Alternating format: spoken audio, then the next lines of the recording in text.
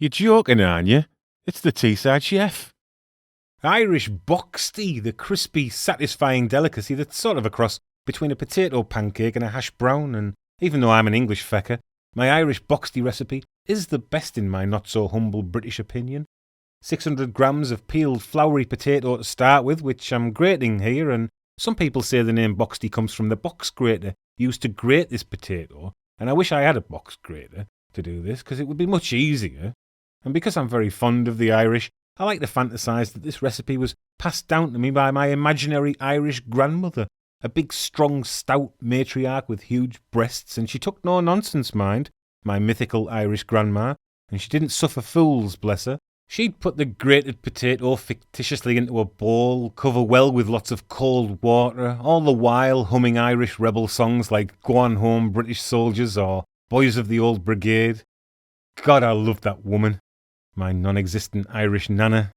Anywho, I'm washing the excess starch from the potatoes now and then draining well before squeezing off the excess water. Now, you can dry this on paper towels if you like, but it makes a right mess and wastes a lot of the potato in my opinion. It also doesn't get rid of most of the moisture in the potato itself, so what I like to do is put a good pinch of salt on the drained potatoes, stir all the salt in well, and then just let the whole thing sit for around half an hour, and as it sits, the salt will slowly begin to draw out that moisture, as you can see here, and using this method will give a much better mouthfeel to our boxty when they're cooked.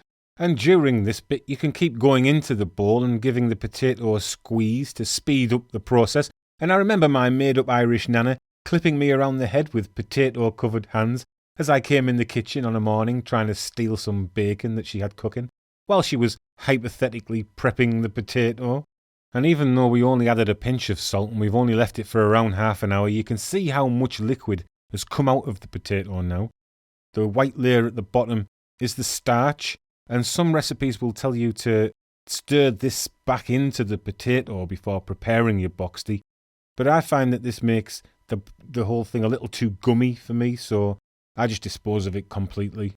Now remember, we already added a pinch of salt to bring the moisture out of the potatoes. We're going to season this dried potato now with another little pinch of salt, but don't overdo it, and a generous dusting of pepper, along with 50 grams of melted butter. And if you're adding spring onions or anything like that, you can put those in now before stirring together well. And hey, if you have any stories about your Nana's cooking abilities, I'd love to hear them in the comments, because Nanas are great, aren't they? Especially Irish ones or fabricated ones. Anyway, the final ingredient is 50 grams of all-purpose flour. This is just enough to hold the boxty together, so you want to go in with your hands and mash all the flour in. The water drawing process has taken about 100 grams of weight out of the potatoes, and I've allowed for this in the recipe. If you're just going straight in with freshly grated potato, you might need a little more flour to bring this all together. And I actually like to put this in the fridge for about half an hour before I form the potato pancakes or hash browns. It just makes the whole thing a little easier to bring together. But if you push for time, you should be fine forming these anyway, especially if you wet your hands a little bit first to prevent the whole thing sticking. And while I'm forming these, I already have a frying pan preheating on a medium heat.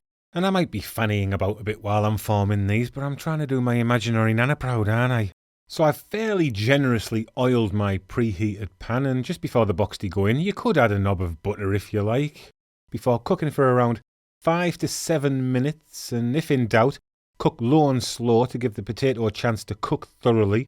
I form the patties quite thin, certainly no thicker than 1 centimetre, so they'll crisp up nicely, and the insides will be soft and creamy. Flip and cook for another 5 to 7 minutes until you have a deep golden colour on both sides, and as long as your heat is not too high, you can leave them sizzling away in the pan while you prepare your eggs or bacon or your plan to drive out the marauding British animals from your Emerald Isle.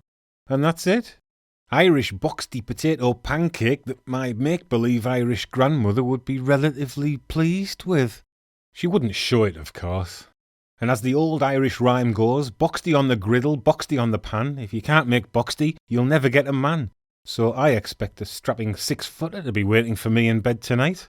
And I can never resist firing straight into these, so off you lot pop, and I'll see you next time, eh? Ta-ra.